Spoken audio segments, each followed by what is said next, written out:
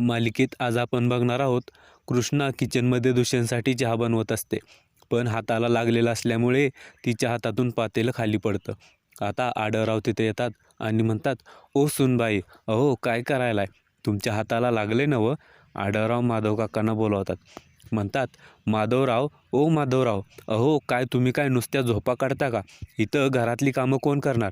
सुनबाईच्या हाताला लागले दिसत नाही का तुम्हाला?" आता माधव काका म्हणतात, "थोरले सरकार, चूक झाली, करतो आम्ही." कृष्णा काही बोलणार एवढ्यातच आढळराव म्हणतात, "सुनबाई, या विषयावर आता चर्चा नको, इकडे या, मला तुमच्याशी महत्त्वाचं बोलायचं आहे." कृष्णा माधव काकांना दुष्यंतसाठी चहा बनवायला सांगून जाते. आता आढळराव कृष्णाला म्हणतात, "सुनबाई, तुम्ही बाळजाबाईबद्दल समज खरं दुष्यंतला सांगणार होता ना? मग कशाची वाट बघायलायस अजून?" इकडे बाळजाबाई दुष्यंतला म्हणत असते, "दुष्यंत, तू आता पुण्याला जाणार आहे ना? मग येता येता माझं पण काम करशील का?" दुष्यंत म्हणतो, "अगं आई, विचारते काय, सांग ना." ती बाळजाबाई म्हणते, "अरे 2-3 लोकांकडनं पैसे येणं बाकी आहे, तर मग येता येता त्या वसुल्या गोळा करून आणशील का? जयकांत पण तुझ्यासोबत येईल." जयकांत म्हणतो, "अहो काकीसाहेब, म्या केली असती की वसुली, भावाला कशा पायता रास उगं." बाळजाबाई आता जयकांतला खुणवते आणि म्हणते की याला पण सोबत घेऊन जा. जयकांत म्हणतो, "बरं ठीक आहे काकीसाहेब, तुम्ही म्हणताय तर घेऊन जातो भावाला पण." इकडे आढळराव कृष्णाला समजावून सांगत असतात की बाळजासारख्या कपटी बाईसोबत जर 2 हात करायचे असतील तर योग्य वेळ आणि संधी साधणं खूप महत्त्वाचं आहे. एकदा का वेळ हातची निघून गेली की तिचं आपण काय बी बिघाडू शकणार नाही. इकडे दुष्यंत बाळजाबाईला सांगत असतो, "आई, मी तुला एक सांगायचं विसरलोच अगं. मी आज पार्टी अरेंज करतोय. मी तुला म्हणलेलं ना, कृष्णाला नवीन वर्षाचं मला एक सरप्राईज द्यायचं आहे, त्यासाठीच आहे ही पार्टी. आज रात्री मला माझ्या मनातल्या फिलिंग्स कृष्णाला सांगायच्यात." दुष्यंत खूप खुश झालेला असतो. तो बाहेर निघून जातो. आता बाळजाबाई जयकांतला म्हणते, "आज काय बी कर, पण दुष्यंतला आज रातच्याला लवकर घरी येऊ देऊ नको. त्याला तिकडंच कशात तरी अडकवून ठेव." आता दुष्यंत बाहेर निघालेला असतो. एवढ्यात कृष्णा त्याला चहा घेऊन येते, पण दुष्यंत चहा न पिताच निघून जातो. बाळजाबाई तिथे येते आणि मुद्दाम कृष्णाच्या हातातला चहा घेते आणि म्हणते, "चहा जरा कडू झालाय."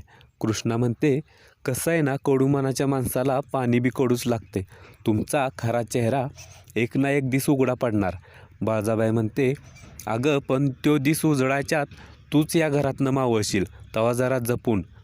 इकडे पूजाला खूप जोरात भूक लागलेली असते, पण दुष्यंत बाहेर गेल्यामुळे कृष्णा तिच्यासाठी जेवण घेऊन येते.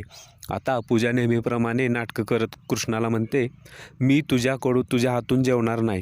माझा फ्रेंड असेल तरच मी जेवेन." कृष्णा म्हणते, "तुझा फ्रेंड आज रातच्याला उशिरा घरी येणार आहे.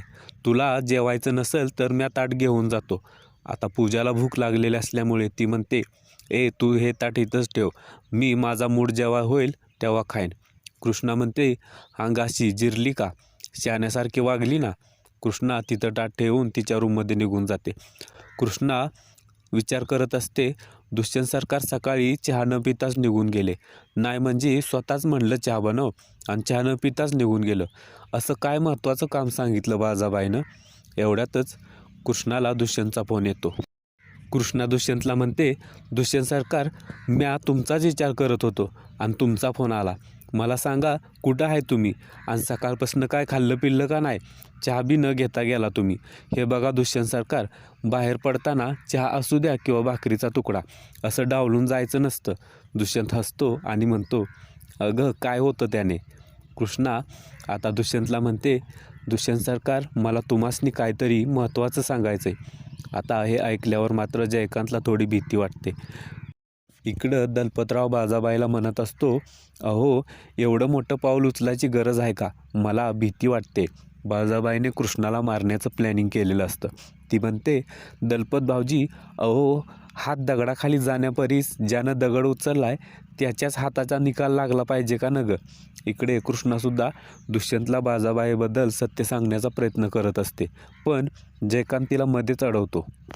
जयकांत म्हणतो, "अहो वहिनीसाहेब, आम्हासनी माहिती आहे आमच्या भावावर तुमचा लय जीव आहे, पर एक दिवस तरी त्याला स्वातंत्र्य देताय की नाही? अहो, एक दिवस तरी त्याला आमच्यासोबत वेळ घालवू द्या की.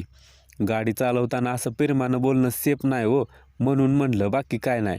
इकडे बाळजाबाई दलपतला म्हणत असते, ती कृष्णा ती बया आपल्यासाठी सेफ नाही, तेव्हा तिला मोकळं सोडून चालणार नाही. दुष्यंत आता कृष्णाला म्हणत असतो, कृष्णा मला पण तुला काहीतरी महत्त्वाचं सांगायचं आहे, पण ते मी घरी आल्यावरच सांगेन, बाय, असं म्हणून तो फोन ठेवून देतो. दुष्यंत खूप आनंदी असतो. तो विचार करत असतो, कृष्णा कधी एकदा कामावरनं घरी येईन आणि तुला माझ्या मनातलं सगळं सांगेन. जयकांत दुष्यंतला खुश पाहून म्हणतो, ओ प्रेमवीर, वहिनी साहेबांचा फोन आल्यावर घरी जायची घाई झाली वाटतं. अहो जरा धीर धरा की. दुष्यंत म्हणतो, जयकांत सेठ, तुमचं अजून लग्न झालं नाही, त्यामुळं तुम्ही असं बोलताय. तुम्हाला कळेल की लग्न झाल्यावर आपली कोणीतरी घरी वाट बघतंय, त्यामुळं आपल्याला घरी जायची हुरहुर लागणं काय मस्त फिलिंग असतं. जयकांत म्हणतो, भावा ते फिलिंग ठेव ताब्यात आणि आता गाडी चालव, ते बी अतिप्रचंड वेगानं. इकडं कृष्णा विचार करत असते की आज काय बी झालं तरी बाळजाबाईचं सत्य दुष्यंत सरकारांना सांगितलंच पाहिजे. आता एवढ्यातच आढळराव तिथे येतात आणि कृष्णाला म्हणतात, म्या एवढंच सांगायला आलोय की जरा जपून राहा. कृष्णा थोडी घाबरते. आढळराव म्हणतात, नाही म्हणजे म्या हाय तुझ्या पाठीशी, तुझ्या जोडीला, पर दुष्यंत येईपर्यंत खोलीच्या बाहेर निघू नगस. कृष्णा घाबरते आणि म्हणते, या बाया काय झालं काय? आढळराव म्हणतात, ते आता नाही सांगता येणार. आढळराव तिथून निघून जातात. मात्र कृष्णा खूप घाबरलेली असते. ती विचार करते, 10 वाजून गेले तरी अजून दुष्यंत सरकार कसे काय आले नाहीत? बाजाबाईने त्यासनी काय केलं तर नसेल? कृष्णा खूप घाबरलेली असते.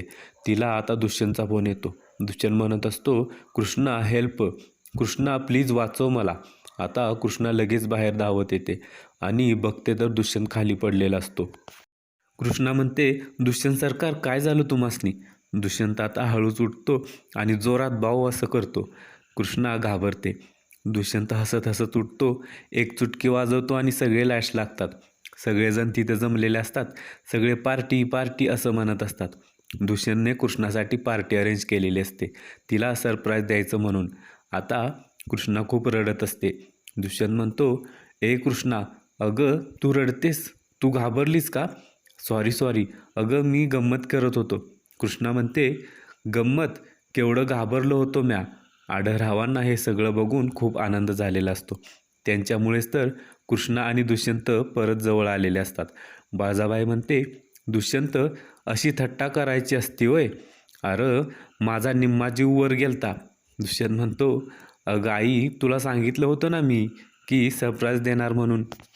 आता कृष्णा दुष्यंतला म्हणते, दुष्यंत सरकार, सरप्राईज राहू द्या, मला तुमच्याशी काहीतरी महत्त्वाचं बोलायचं आहे. एवढ्यात बाळजाबाई कृष्णाला साईडला ओढते आणि तिला म्हणते, अगं कृष्णे, रातच्याला बोला की गुलूगुलू काय बोलायचं ते एकांतात. उद्याच्या भागात आपण बघणार आहोत. दुष्यंत कृष्णाला साडी गिफ्ट देतो आणि तिला तयार होऊन यायला सांगतो. कृष्णा साडी नेसून खूप छान तयार होऊन आलेली असते. दुष्यंत म्हणतो, कृष्णा, नवीन वर्ष सुरू व्हायला 1 मिनिट उरला आहे आणि आपल्या दोघातलं अंतर 10 पावलं उरलीत. आता हे दोन्ही अंतर आपण एकत्र संपवूया. सगळेजण हॅपी न्यू इयर म्हणतात. दुष्यंत गुडघ्यावर बसून कृष्णाचा हात हातात घेऊन म्हणतो, या नवीन वर्षातला पहिला सूर्य मला तुझ्यासोबत बघायचा आहे कृष्णा. या वर्षातला प्रत्येक दिवस आपला असेल कृष्णा. दुष्यंत आणि कृष्णा केक कापतात आणि एकमेकांना नवीन वर्षाच्या शुभेच्छा देतात. बाळजाबाईला आता वाटतं की दुष्यंत तिला पहिल्यांदा केक चारेल, पण दुष्यंत पहिला घास कृष्णाला चारतो. त्यामुळे बाळजाबाई आता रागातच म्हणते, उद्याचा सूर्य उगवायच्या आधी कृष्णा तू मावळणार. आता उद्या काय होणार ते बघण्यासाठी आपल्या चॅनलला सबस्क्राईब करा मित्रांनो. धन्यवाद.